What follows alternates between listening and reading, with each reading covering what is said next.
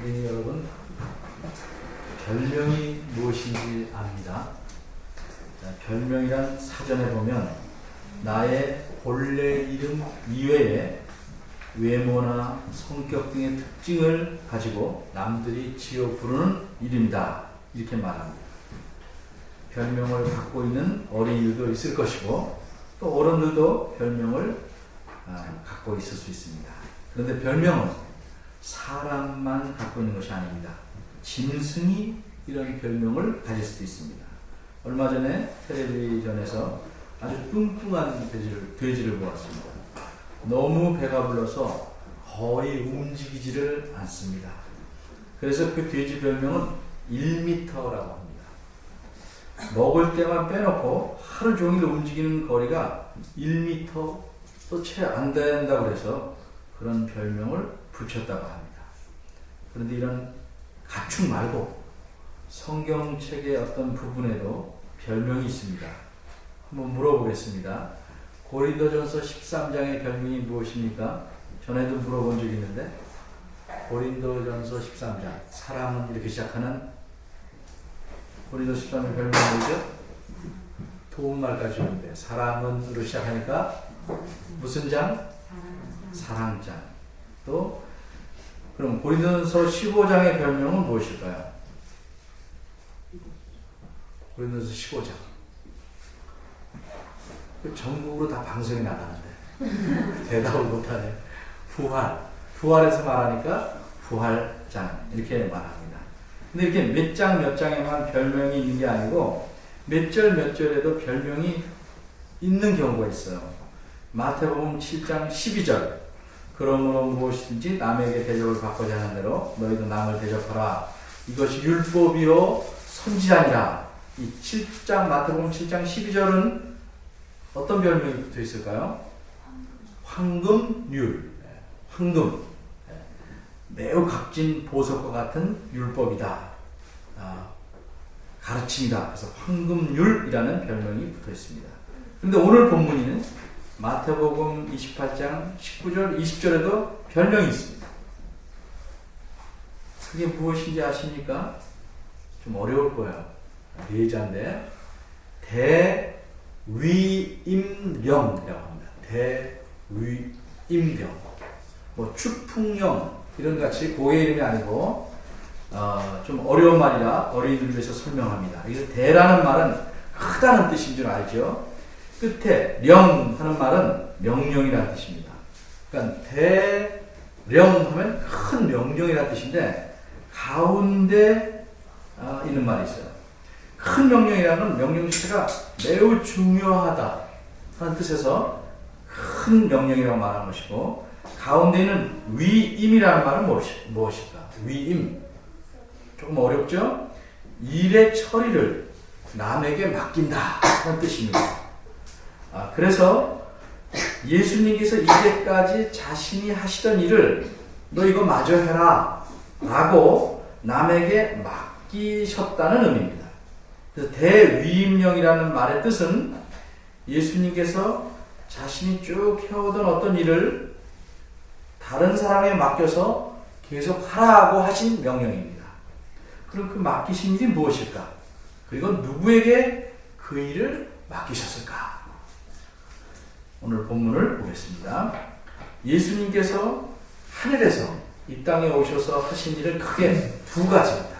하나는 예수님만이 하실 수 있는 일이었고 다른 하나는 일단 예수님이 시작하셨지만 남들이 계속해서 하도록 남겨두신 일입니다. 그럼 먼저 예수님만이 하실 수 있는 일은 무엇이었을까? 성경 요한복음 5장 36절을 보겠습니다. 성경 151쪽입니다. 요한복음 5장 36절입니다. 거기 보면 예수님께서는 자신만이 하실 수 있는 일을, 그래서 자신만이 하시는 일을 이렇게 말씀했습니다. 아버지께서 내게 주사 이루게 하시는 역사, 곧 나의 하는 그 역사, 이렇게 말했어요. 여기서 역사란 예수님께서 하시는 일들을 뜻합니다. 그러니까 요한복음 5장 36절에서 예수님께서 하신 말씀의 뜻은 풀이하면 이렇습니다. 예수님은 지금 하나님께서 예수님 자신에게 주신 일들을 하고 있는데 그 일들은 오직 예수님만이 완성할 수 있는 일이라는 뜻입니다. 그럼 그 일들이 무엇인가? 한마디로 예수님께서 그리스도로서 메시아로서 하시는 일입니다. 바꿔 말하면 세상 모든 사람들을 죄에서 건져내셔서 구원을 이루는 일입니다. 이 일을 위해서 예수님은 사람들 대신에 고난을 받으십니다. 그리고 사람들의 죄값을 대신 치르기 위해 십자가에서 죽으십니다. 이 일들은 오직 예수님만이 하실 수 있는 일이고 예수님만이 하셔야 할 일이었습니다. 이 일을 하시려고 예수님은 죄가 없으신데도 세례 요한에게 회개의 세례를 받으셨습니다. 또한 광야에서 40일 동안 아무것도 잡수거나 마시지 않고 그 후에 사탄에게 아주 강력한 시험과 유혹을 받으셨습니다. 이렇게 예수님만 하실 수 있고 하셔야 하는 구원자로서 하시는 일 외에 예수님께서 행하신 다른 일은 무엇일까? 예수님 그 일이 무엇인지 잘 아셨어요. 그래서 그 일도 예수님 처음부터 시작하십니다. 과연 그것이 무엇일까? 그것은 제자를 만드는 일이었습니다. 예수님은 제자들을 불러 모으시기 시작했습니다. 12명을 모으셨어요. 왜 하필 12명일까? 12는 구약시대에 하나님 백성을 이루는 지파, 12지파, 하나님 백성 전체를 상징하기 때문입니다. 그럼 제자들을 모으신 이유 또는 목적은 무엇일까? 그 당시 그 나라를 압제하고 있던, 그 나라를 핍박하고 있던 로마 군대와 싸우려고 하셨을까? 아닙니다. 아니면 예수님께서 혼자 하셔야 되는 그 구원의 일이 너무 힘들어서 제자들에게 좀 도움을 얻으려고 그렇게 하셨을까? 그것도 아닙니다. 예수님께서 하시는 구원의 일은 예수님 외에는 어느 누구도 거들거나 도와줄 수 있는 일이 아닙니다. 오직 예수님만이 홀로 전적으로 다 해내셔야 하는 일이었습니다. 그럼 왜 예수님은 제자들을 만드셨는가? 제자들을 만드신 목적은 예수님께서 갈릴리 해변에서 고기를 잡고 있던 베드로와 그 형제를 제자로 처음 부르실 때 하신 말씀을 보면 합니다. 뭐라고 말씀하셨습니까? 베드로와 그 형제에게 나를 따라와라. 내가 너희로 사람을 낚는 어부가 되게 하리라. 이렇게 말씀했습니다. 그러니까 사람을 모아 제자를 만드시는 목적은 사람을 낚는 어부가 되게 하시려는 것이었습니다. 그게 무슨 뜻일까? 사람을 낚는 어부. 그게 무슨 뜻인지는 오늘 본문을 공부하면 드러납니다. 자, 오늘 본문 19절과 20절에는 두 가지 내용이 있습니다. 하나는 명령입니다. 다른 하나는 약속입니다. 명령은 19절에서 20절 상반절까지입니다. 이 명령을 바로 조금 아까 말씀드린 대위임령이라고 말하는 겁니다. 20절 하반절은 약속입니다. 볼지어다부터 끝까지가 약속입니다. 이렇게 명령과 약속을 하신 분이 누굽니까? 물론 예수님입니다. 그런데 예수님이 어떤 자격을 가진 분으로서 이렇게 명령하고 약속을 하셨는가? 18절을 봅니다. 예수님께서 나와 일러 가라사대 하늘과 땅의 모든 권세를 내게 주셨으니 라고 말씀하시고 이런 명령과 약속을 주셨습니다. 그러면 하늘과 땅의 모든 권세를 내게 주셨으니 무슨 뜻입니까? 하나님께서 하늘과 땅의 모든 권세를 예수님께 주셨다는 뜻입니다. 쉽게 말하면 예수님은 이제 하늘과 땅을 모두 다스리는 왕이 되셨다는 뜻입니다. 예수님께서 자기 생명을 바쳤습니다. 그래서 사람들의 모든 죄값을 갚았습니다. 그리고 죽은 자 가운데서 다시 살아나셨습니다. 그러자 하나님께서 예수님을 온 천하의 왕으로 세우셨다 하는 뜻입니다. 이런 사실을 빌립보서 2장 6절에서 11절에 이렇게 설명하고 있습니다.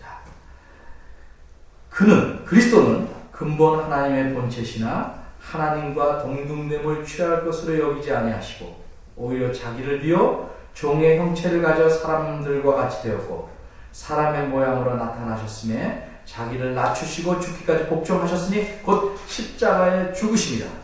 9절 10절 특별히 보십시오. 이러므로 하나님이 그를 지극히 높여 모든 이름 위에 뛰어난 이름을 주사 하늘에 있는 자들과 땅에 있는 자들과 땅 아래에 있는 자들로 모든 무릎을 예수의 이름에 꿇게 하시고 왕으로 삼으셨던 말씀이에요. 모든 입으로 예수 그리스도를 주라 시인하여 하나님 아버지께 영광을 돌리게 하십니다. 따라서 오늘 본문에서 말씀하신 명령은 예수님이 개인적으로 친한 몇 사람에게 하신 부탁이 아니라 온 천하의 왕으로서 명령하신 매우 중요한 말씀입니다. 더구나 19절에 그러므로라는 표현에서 알 수 있는 사실이 또 하나 있습니다. 그러므로는 앞에 말을 끌고 와서 결론 낼 때 하는 말입니다. 19절은 18절에 이어서 하시는 말씀입니다. 따라서 그러므로라는 말을 이렇게 바꿀 수 있어요. 온 천하의 권세를 가진 왕으로서 명령을 내리니 이런 뜻이에요. 그러니까 예수님이 하신 명령은 지키면 좋지만 안 지켜도 괜찮은 것이다 이런 뜻 아니고 온 천하에 있는 자는 누구나 온 천하의 왕이 내리는 이 명령을 반드시 지켜야 한다는 겁니다. 특별히 여기 말한 너희는 반드시 지켜야 할 명령인 것입니다. 이제 왕이신 예수님께서 주신 명령에 대해서 좀 더 생각해 보겠습니다. 누구에게 명령하신 것인가? 19절과 20절에 너희란 말이야. 너희가 누굽니까? 그 앞에 보면 16절에 11제자가 나옵니다. 11제자. 요 11제자가 바로 너희입니다. 예수님께서 친히 불러서 제자를 12명 삼으셨는데 그 중에 한 사람은 예수님을 배반해서 팔았습니다. 그 사람이 가룟 사람 유다입니다. 그 사람은 죽었어요. 이제 남은 11명의 제자에게 예수님께서 직접 명령을 내린 겁니다. 그럼 이 왕이신 예수님이 명령하신 내용은 무엇일까? 우리말 성경에는 4가지 표현이 나옵니다. 첫째는 가서, 그 다음엔 삼아, 제자를 삼아, 그 다음엔 세례를 주고, 그 다음 20절에 가르쳐라. 그렇기에 얼른 보면 예수님께서 왕으로 4가지를 명령하신 것처럼 보입니다. 그런데 왕이 내리신 명령은 단 한 가지입니다. 나머지 셋은 이 한 가지 명령을 행하기 위해서 필요한 보조 수단입니다. 어린이들 위해서 쉬운 예를 하나 들어봅니다. 엄마가 놀이터에서 열심히 놀고 있는 아이에게 이렇게 말합니다. 야, 아무개야, 여태 아무것도 먹지 않고 놀고 있으니 배가 얼마나 고프겠냐? 집에 가서 손발을 깨끗이 씻고 밥 먹어라. 이 말에서 집에 가서 손발을 씻고 밥 먹어라. 이렇게 3개 말했지만 가장 중요한 말은 뭐예요? 밥 먹어라, 밥 먹어라. 놀이터에서 밥 줄 수 없죠? 그러니까 집에 가야죠. 밥 먹기 전에 씻어야 또 밥도 깨끗이 먹잖아요. 그러니까 집에 가는 것과 손발 씻는 것은 밥 먹기 위한 보조 수단입니다. 가장 중요한 말은 밥 먹으라는. 예수님 명령에서도 가장 중요한 말씀은 제자를 삼으라는 겁니다. 다시 말해서 예수님은 제자를 만들라 하는 명령 한 가지만 말씀합니다. 나머지는 다 이 말을 돕는 말입니다. 자, 정리해 봅시다. 예수님 자신께서는 12사람을 불러 제자를 삼으셨습니다. 왜? 그들을 사람 낚는 어부가 되게 하시려고 그렇게 하셨습니다. 무슨 뜻입니까? 그 12제자가 또 다시 제자들을 만들 수 있는 사람이 되게 하시려고 그랬다는 거예요. 따라서 사람을 낚는 어부란 물에 빠진 사람을 낚시로 건지는 사람이 아니고 제자를 만드는 사람이라는 뜻입니다. 예수님은 제자를 만들 수 있는 제자를 만들기 위해서 그들을 예수님의 제자로 뽑으셨습니다. 예수님 자신에게 속하게 하셨습니다. 그들과 삶을 나누고 함께 살고 함께 지내셨습니다. 그리고 그들에게 필요한 모든 가르침, 즉 하나님 말씀을 가르치셨습니다. 그리고 이제 예수님께서 다시 하늘로 올라가시기 전에 그 제자들에게 제자를 만들라 이렇게 명령하신 것입니다. 그러니까 예수님의 의도는 자신이 제자들을 만들고 그 제자들이 또 다시 제자들을 만들고 그 제자들이 다시 또 제자들을 만들고 이렇게 제자를 만드는 일이 세상 끝날까지 계속되게 하시려는 겁니다. 자, 이제 우리는 왕의 명령은 딱 하나, 제자를 만들라는 것임을 알았습니다. 그럼 이 제자를 만들라는 명령과 연관된 세 가지 문제를 좀 생각해 보겠습니다. 첫째, 누구를 제자로 만들까? 두 번째, 어떻게 제자를 만드는가? 세 번째, 누구의 제자를 만드는가? 첫 번째입니다. 누구를 제자로 만드는가? 19절에는 모든 족속이라는 말이 나옵니다. 모든 족속. 특별한 민족이나 특별한 사람들만 제자로 만드는 것이 아닙니다. 예수님은 거기서 짧게 일하시니까 대부분 유대인을 데리고 유대 사람을 데리고 제자를 만드셨습니다. 근데 예수님의 원래 의도는 그게 아닙니다. 뿐만 아니라 예수님은 그 당시 사람들에게 손가락질 받고 있는 세리도 제자로 삼으셨습니다. 무식한 어부들도 제자로 삼으셨습니다. 그러니까 이 모든 민족, 이 땅에 있는 모든 족속, 누구든지 아무런 차별 없이 제자가 될 수 있는 겁니다. 민족이나 인종의 제한도 없습니다. 모든 민족에서 누구든지 제자가 될 수 있다. 이게 예수님의 의도입니다. 그러려면 그런 족속들이 있는 곳으로 가야 합니다. 그래서 가라라고 하십니다. 중요한 건 제자를 만드는 겁니다. 둘째로, 그럼 어떻게 제자를 만드는가? 이 중요한 겁니다. 두 가지를 말씀했습니다. 하나는 19절 끝에 있는 세례를 주는 일입니다. 여기서 말씀하는 세례는 세례 요한이 주던 세례와 다릅니다. 어떻게 다릅니까? 아버지와 아들과 성령의 이름으로 주는 세례이기 때문입니다. 이 세례는 오늘날 교회에서 주는 세례와 같은 그런 성격의 세례입니다. 그런데 조심할 것은 이름으로라는 표현 때문에 세례 줄 때, 목사님이 세례 줄 때 성부와 성자와 성령의 이름으로 세례를 주노라 이렇게 말하니까 아하, 그런 말을 사용해서 세례를 주라는 뜻이구나 이렇게 오해해서는 안 됩니다. 그런 말을 쓰지만 여기서는 그런 뜻으로 말씀한 게 아닙니다. 정확히 말하면 아버지와 아들과 성령의 이름으로란 말은 이름 안으로 라는 뜻입니다. 세례의 성격을 말하는 겁니다. 이 세례를 받음으로써 아버지와 아들과 성령, 이 삼위일체 하나님의 이름 안으로 들어가는 것입니다. 무슨 말인가? 쉽게 말하면 삼위일체 하나님께 속하는 겁니다. 그분과 연합하는 겁니다. 그래서 하나님의 자녀가 되는 것이고 하나님과 교제하는 관계 속으로 들어가는 겁니다. 이것이 제자로서 삶을 시작하는 첫 단계입니다. 그러니까 이런 관계를 맺지 않고는 제자로서의 삶을 시작할 수가 없습니다. 그러므로 이런 세례를 주려면 세례 받을 사람이 삼위일체 하나님을 알고 믿어야 합니다. 하나님께 속하기를 바라야 하고 하나님의 자녀로서 살아가기를 사모해야 합니다.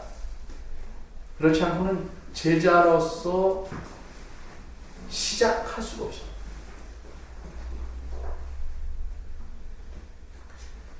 이렇게 세례를 받음으로써 제자의 길에 들어서는 것입니다.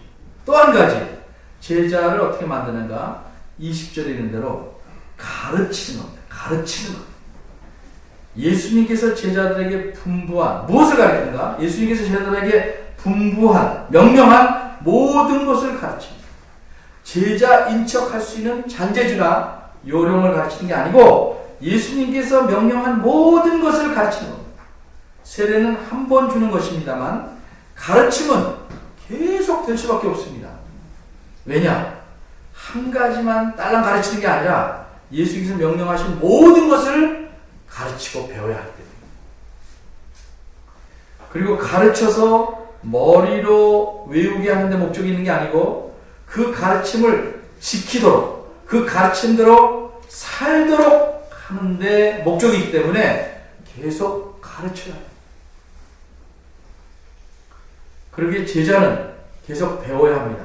계속해서 하나님 말씀을 배워야 합니다. 그 말씀을 배우고 삶에서 그 말씀대로 살고 부족한 것을 고치고 바로잡고 또 배워서 계속 살아가야 합니다. 이게 제자의 삶입니다.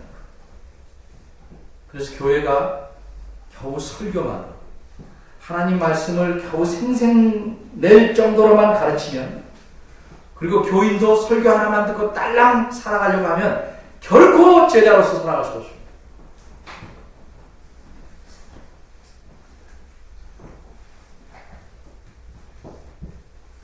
그런데 오늘날 참 불행하게도 많은 교회들이 이 왕의 명령을 무시합니다. 교회들은 제자를 만들려는 데 관심이 적고 교회 회원만 늘리려고 합니다. 교인들도 회원으로만 있기 원하고 제자가 되기는 싫어합니다.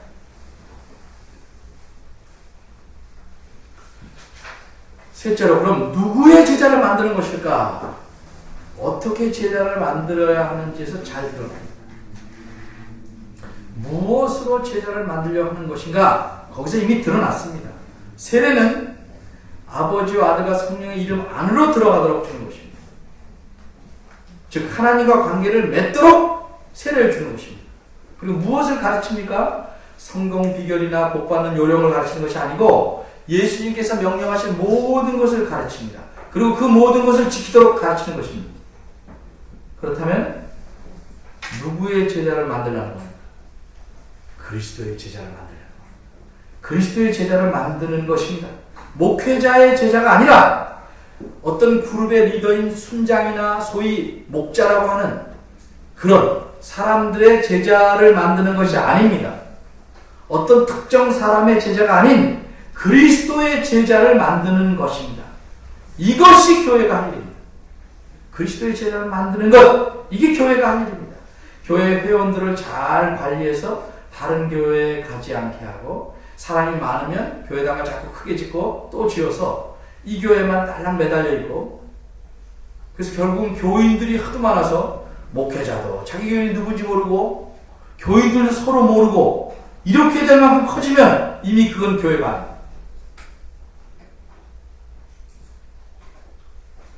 그것은 회원들만 가득 모여서 많은 재정 돈을 벌어들이는 이른바 잘 나가는 헬스클럽입니다.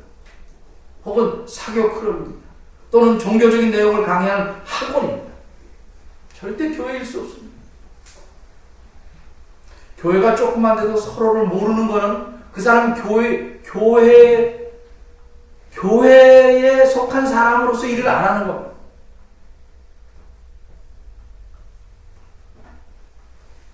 그런 곳에서는 그리스도의 제자를 만들기가 어렵습니다. 그런데 그리스도는 왕으로서 그리스도의 제자를 만들라고 명령하고 계십니다. 20절 끝에 보면 볼지어다 내가 세상 끝날까지 너희와 항상 함께 있으리라, 이런 약속이 있습니다. 왕이 하신 약속입니다. 여러분 혹시 마태복음 1장 23절의 내용을 기억하십니까? 그곳에서는 이 땅에 예수님이 오시는 것을 임마누엘이다 이렇게 부르습니다. 임마누엘이다. 무슨 뜻이에요? 하나님이 우리와 함께 계시다 하는 뜻입니다. 친히 하나님께서 사람이 되셔서 함께 사시다가 자기 생명을 내놓고 죽으셨습니다. 다시 살아나신 이 그리스도께서 이제는 왕으로서 약속하십니다. 이 약속의 내용도 임마누엘입니다. 내가 세상 끝날까지 너희와 항상 함께 있으리라. 왜 이런 약속하셨습니까? 교회가 그리스도의 제자들을 만드는 사명을 잘 감당하면 그 교회에는 그리스도께서 늘 함께 하시는 은혜가 계속될 겁니다. 그리스도께서 함께 하셔서 교회를 지키며 인도하실 것입니다. 그런데 교회가 자기의 할 일을 소홀히 하면 그 교회는 이름은 있지만 실제로는 그리스도가 없는 사람들이 주인이 되는 주인 행세를 하는 집단으로 타락하게 될 것입니다. 세상 끝날까지 교회가 할 일, 가장 본질적이고 중요한 일은 무엇인가? 제자를 만드는 일. 그리스도의 제자를 만드는 일입니다. 그러면 끝으로 그리스도의 제자는 어떤 사람일까? 한마디로 예수님께서 명령하신 모든 것들을 부지런히 배워서 하나님 말씀을 부지런히 배워서 그대로 살아가려는 사람입니다. 더 쉽게 말하면 예수님을 닮으며 살아가려는 사람입니다. 예수님은 어떻게 사셨는가? 복 받으려고 사시지 않았습니다. 예수님은 오로지 하나님의 뜻에 순종하는 것을 양식으로, 음식으로 삼으셨습니다.